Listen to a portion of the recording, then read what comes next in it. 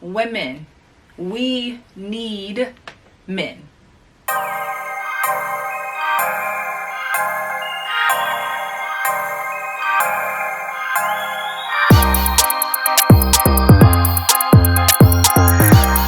Hey y'all, welcome back to Just a Girl Talk. My name is Janine. If you are new here, if you are new, girl, be sure to subscribe so you never miss an episode. So I really want to start off by saying this, right?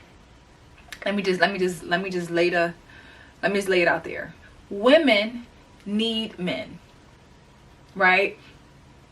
And I feel like we are in a society that women are terrified. Like, to even have to say the word "I need a man," it feels like you are, giving up your life. And I hate that for us.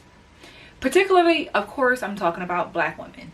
My content is geared toward black women, black families, black people, so no one, please don't be offended. But a lot of black women struggle with that. And you know why? It's because many of us have been taught and raised to not need men. Our mothers, our grandmothers, our aunties, our sisters, our friends, they will tell you and instill in you from a young girl, teenager, that you don't need a man. And it is so unhealthy, right? It is so unhealthy for us. If you think about outside of just the romantic side of things, right? Let's just think about life.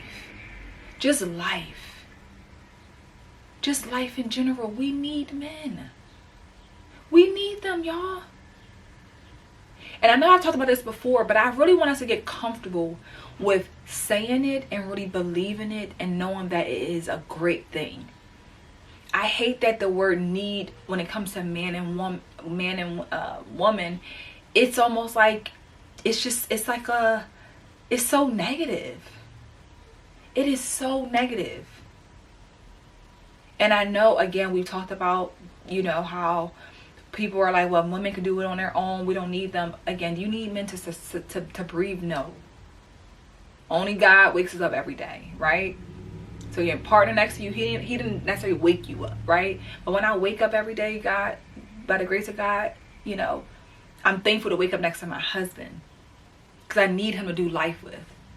I need him to raise these kids with me. But it's so unfortunate that a lot of women have not experienced that, have not experienced healthy relationships.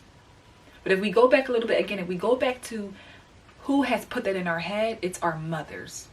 Our mothers have damaged us before we even hit puberty. A lot of mothers are damaging their daughters before they even hit puberty, just because they are projecting their own stuff onto their daughters. So your daughter doesn't even have a chance to think for herself. You put in her mind what she should think.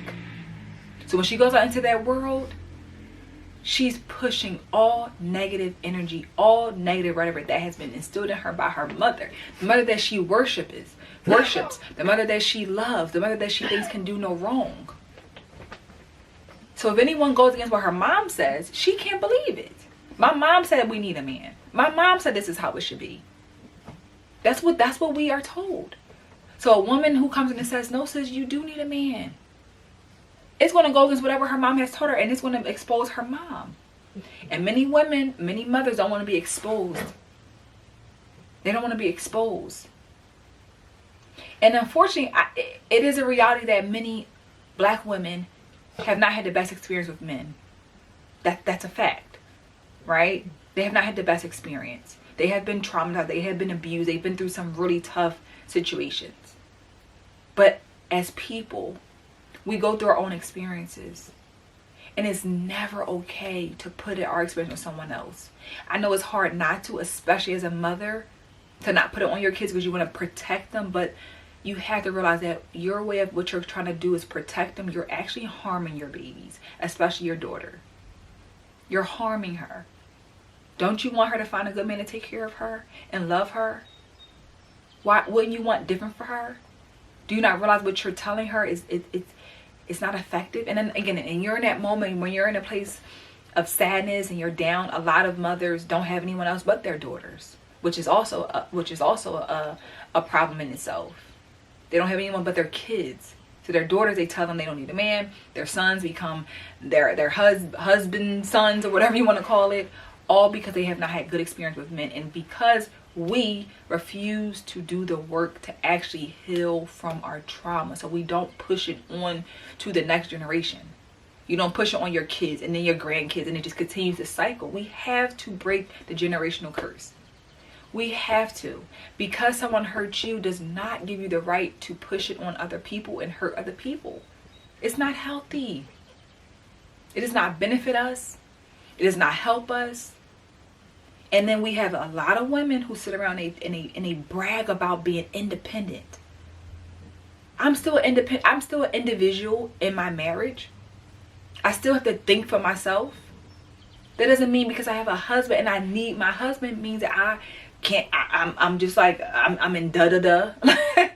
I'm an intelligent woman. But one thing for sure, two things for certain, I need my husband. And can't no woman trick me out of believing that, because I know any woman who tells me that I don't, she's not healed. She's hurting. She ain't really experienced any good men in her life if she's trying to tell me that I don't need my man, because I do need him. And he needs me.